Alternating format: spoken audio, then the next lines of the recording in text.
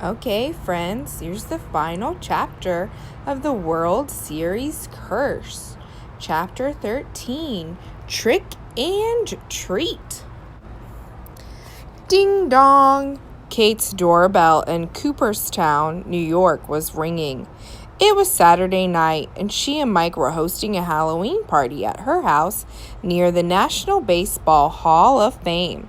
They invited all of their friends from school. Mike and Kate had picked a special theme. It was a World Series Halloween party. Everyone could come as anything they wanted to, like a ghost, a zombie, a ballerina, a dog, or a TV star, as long as they had something baseball related on them. Kate opened the door. A rush of chilly fall air swirled inside. Outside was a surprising sight. A long, tall hot dog in a bun with mustard ketchup, bright green relish, and a Chicago Cubs World Series baseball hat. "Trick or treat," said a voice. "The Halloween hot dog is here." Kate giggled. "Mike, that's great," she said. "I knew you'd come up with something for your costume." Kate stepped aside and let Mike in. Mike's hot dog costume went from above his head down to his feet. He wore white sneakers and big white cartoon gloves. "What do you think?" Mike asked. "You look like the best hot dog ever, Mike," Kate said, "especially if you're a Chicago Cubs fan." "How's my costume?" Kate was dressed as the Green Monster. She had taken a big cardboard box and cut out a hole for her head on the top and holes for her arms out on the sides. But the front and back of it were painted dark green to match Fenway Park's giant left field wall. And she had painted her face green and wore a funny green wig. "Second best costume ever," Mike said. "Sorry, it's not as hot as mine. Get it? I'm a hot dog." Kate groaned. Okay, she said. "Quick, let's finish setting up." Mike and Kate had spent the past few days getting ready for the party. They cut out and colored huge figures and taped them to the walls of Kate's house. There were vampire umpires, zombie baseball players, and even ghost pitchers. Mike and Kate helped Kate's mom put out snacks and set up some spooky games. Mike put on some haunted house music. "Ah!" A scream filled Kate's house. Kate's mom dropped a bowl of potato chips and it flew all over the floor. "Ha ha! Got you!" Mike said. Kate's mom shook her head. "No fair, Mike," she said. "You didn't tell me you were going to turn on the haunted house music." "Haunted house music?" Kate asked.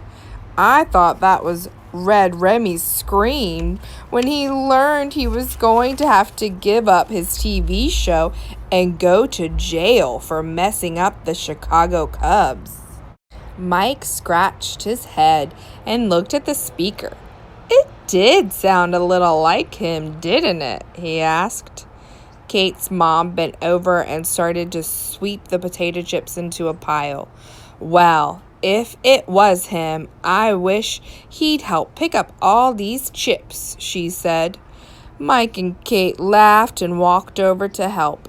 Mike's music continued in the background with groans, creaking doors, and howls of wind. Another scream split the night just as they finished picking up the mess.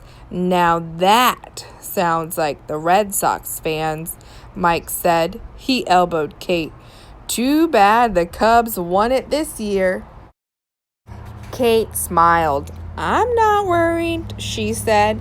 "There's always next year." Before long, the house was crowded with all types of baseball ghosts, goblins, and scary creatures. The evening started off with a donut eating contest. But instead of just eating donuts, the kids had to try to eat donuts hanging on strings from the ceiling without using their hands. Next up, they tried bobbing for apples in a big bucket of water and playing pin the broom on the witch.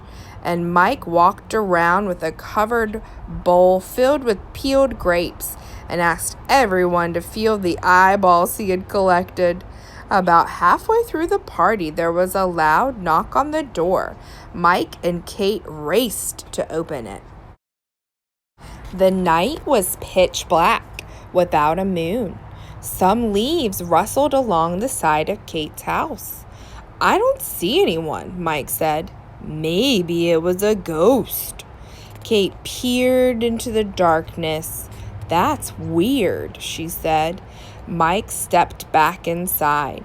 Kate had started to shut the door when two figures bounded out of the bushes on either side of the front door. "Boo!" they yelled. Mike and Kate both jumped straight up. Two large figures stood out in front of them. One was dressed as a New York Yankee. The other was dressed as a St. Louis Cardinal.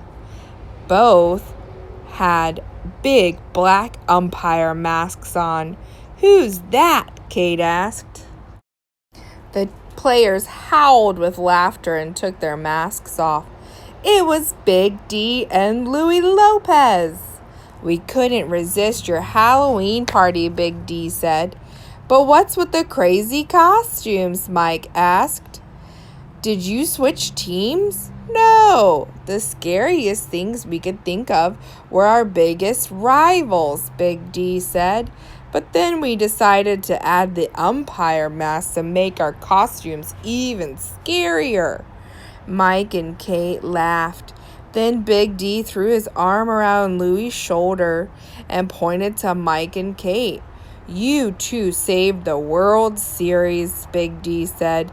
"Even if the Red Sox didn't win this year, at least the Cubs won fair and square." Louie gave them a big smile.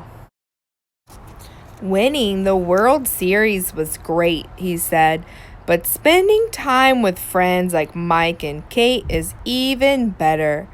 Big D nodded. "That's a World Series win for me any day," he said. The end.